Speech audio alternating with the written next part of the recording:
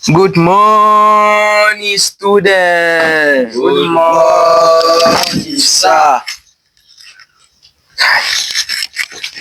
Morning, how are you? We are fine, sir.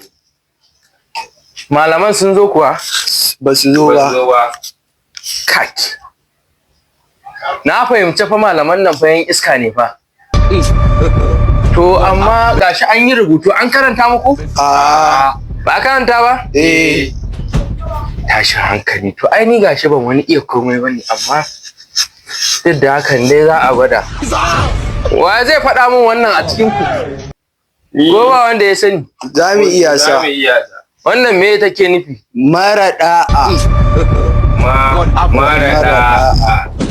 Ka amma Allah ya ja kai, ku jakuna ne ko me? Duk da ban yi karatu ba dai. Wannan a kalmar Hausa tana nufin ma. A fassara kuma me yake nan? Mara da'a. Kuma fa kamar hakan ne.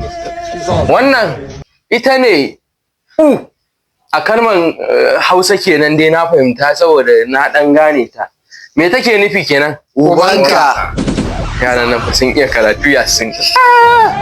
Wallahi tallahi sun iya. Wannan idan aka ma abu dai haka na san kaman dai D ne ko menene?